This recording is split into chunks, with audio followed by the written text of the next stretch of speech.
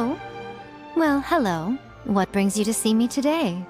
If there's anything weighing on your mind, you can always talk to me. I'm always happy to listen to other people's problems. Who knows, I might even try to help you come up with a solution. Thank you for your concern, dear, but believe me, I am quite comfortable wherever I go. So, this must be an Adepti abode. Though it's a bit different from what I had imagined, it's still most fascinating. At first glance, the act of containing this vast space inside a tiny little teapot seems strikingly similar to the art of constructing a space from the imagination. But as it turns out, they work on fundamentally different principles. As Guji of the Grand Narukami Shrine, it is my duty to seek out and master all forms of knowledge and power. Only then am I capable of handling whatever phenomena come our way.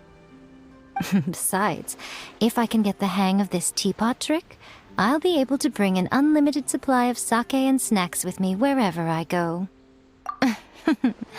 Regardless, please do look after me while I'm visiting this lovely little teapot of yours. Need someone to talk to, hmm? Oh, what's the matter? Are you feeling lonely? Well, as luck would have it, I happen to be in a good mood today. How about I tell you a story from long ago, Long, long ago, there was a little child who suddenly turned up at the shrine one day. In her arms, she was carrying a little fox on the brink of death. She knelt before Kitsune Saigu and begged her to save her friend. The child said the fox had started appearing frequently in the village ever since she had fed it some fried tofu. But it wasn't long before misfortune struck. Now that the fox had let down its guard, a vicious dog from the village seized the chance to attack, delivering a near-fatal bite. Heartbroken and riddled with guilt, the child decided to bring the injured fox to the shrine for help. Kitsune Saigu granted her request and agreed to nurse the little fox back to health. Worried that the little girl would be lonely without her companion, Kitsune Saigu decided to ask another member of her kin to keep the little girl company for a few days. I was the one she asked. Well, obviously, being the fabulously beautiful fox that I am, it wasn't long before the little girl was crazy about me. Not only would she buy me all sorts of tasty treats to eat, she would pamper me day in and day out. She always wanted me by her side, even when she was sleeping. After 2 days, the little fox had recovered, and I accompanied the girl back to the shrine. Upon our arrival, Kitsune Saigu asked the girl which fox was her favorite, the one she had made friends with originally, or the new one. She hesitantly looked back and forth between me and her old fox friend. But when her own fox trotted up and whimpered to her, she finally set me down. "The fox you gave me is very beautiful, Miss Shrine Maiden, but I still love my old friend the most."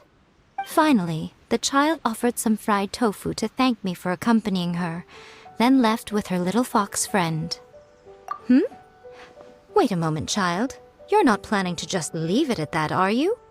Come on, I've told you my story. Now it's your turn. Shouldn't you offer me something in exchange?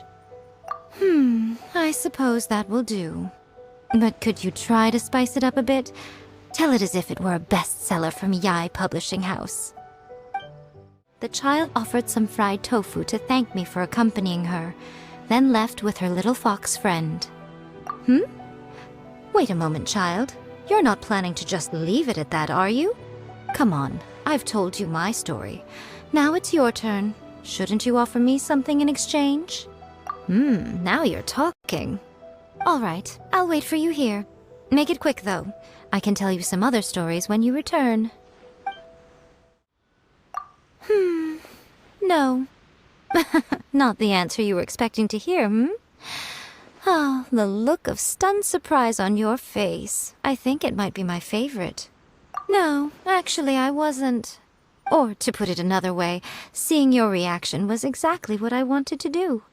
Observing humans' reactions and reading about their lives are what interest me most in this world. In principle, I should remain an outside observer. But you are far too much fun for that. I can't help but tease you from time to time. But of course. If you liken human lives to light novels, everyone has its highlights, but also inevitably has many aspects that are similar to all the others. As an observer, I get to see the similarities all the time, which naturally leaves me desiring to see something more unique. Your story is one that has captivated me. I really do have high hopes for you. Please do your best to live up to them, child. Don't you worry. You still have a long journey ahead of you. Your story has only just begun. Besides, you'll always have me as your trusty editor, won't you? Whenever you start going off on a misguided tangent, I'll correct you. And if you're ever stuck in a rut, I'll give you a little nudge towards the next chapter. That should certainly help you on your journey, don't you agree? Please do your best to live up to them, child. Don't you worry. You still have a long journey ahead of you. Your story has only just begun. Good morning. My, by the looks of you, you must have had a very pleasant dream last night. Bright-eyed and bushy-tailed, with fortune swinging your way, no doubt. You should follow your heart today, and fate might just reward you for it. All right, off to bed now. Youngsters like you should keep early hours. What about me? Oh, I'm staying up to have a drink or two, maybe read a couple of interesting light novels. You weren't seriously thinking of joining me for the whole night, were you? My, someone rather discerning fitted out this shrine. Nothing looks out of place and everything's spaced out just right. Yes, I have to hand it to you. You can be rather considerate when it counts. Oh? I didn't expect to find my favorite hot springs here. You wouldn't mind it if I took a soak for a while, would you? Soaking in the steaming water is a fine way to cleanse and soothe both your mind and body. Now, if I only had a bottle of sake, that would make it perfect.